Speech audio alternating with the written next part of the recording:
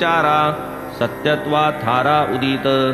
उदी म्हणजे केवळ माती, नामरूपाची अंतिम गती, वाचारंभण विचार जगती, मृत्तिके प्रतीती सत्यत्वे।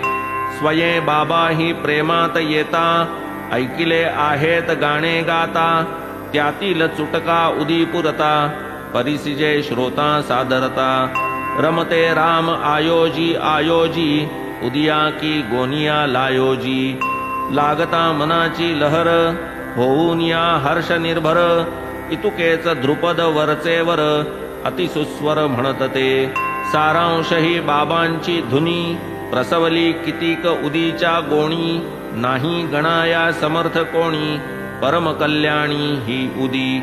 परिसोनी उदी दान गुह्यार्थ, तैसाच परमार्थ आणि भावार्थ, पुसती श्रोते शुद्ध स्वार्थ, योगक्षेमार्थ उदीचा। उदी पोटी हाही गुण, महती कैसी वाढेल यावीण, साई परमार्थ मार्गीचा धुरीण, स्वार्थ साधून परमार्थ दे।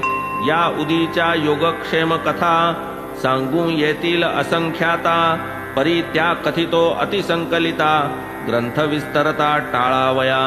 एकदा नारायण मोतीराम, जानी हे जयांचे उपनाम, ब्राह्मण औदिच्य गृहस्थाश्रम, वसतीचे स्थळ नाशिक।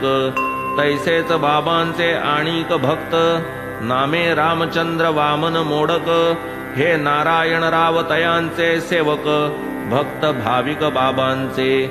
सवे घेऊन मातोश्री ते, बाबा जै देहधारी होते, नारायणराव जाहले जाते, दर्शनाते बाबांच्या। तेव्हाच आपण होऊन ती ते, बाबांनी आधीच सुचविले होते, आतान येथून सेवा धर्माते, राहिला आमुते संबंध। पुरेही ताबेदारी आता, स्वतंत्र धंदा बरवा या परता, पुढे मग अल्पकाल जाता, दया भगवंता उपजली। सुटली नोकरी पराधीनता, आवडू लागली स्वतंत्रता, भोजन वसतिगृह व्यवस्था, स्थापिली स्वसत्ता तेथेच। नाम ठेविले आनंदाश्रम, त्यातची केले परिश्रम, दिवसेंदिवस वाढले नाम, जाहला आराम चित्ताला। पाहुनी ऐसी वार्ता घडली, निष्ठा साईपदी वाढली, ती मग दृढ भक्ती स्वरूपा चढली, अनुभवे ठसली आढळता। प्रत्यया आली साईंची वाणी, श्रवणार्थिया जाहली कहाणी, प्रेम वाढले साई चरणी, अघटित करणी साईंची। बोलणे अवघे प्रथम पुरुषी, परी ते नित्य दुजियाविषी, लक्ष ठेवून देखणारासी, अहर्निशी प्रत्यय हा। पुढे जैसा जैसा अनुभव, वाढले भक्तिप्रेम वैभव, आणखी एक तयांचा अभिनव, भक्तिभाव परिसावा।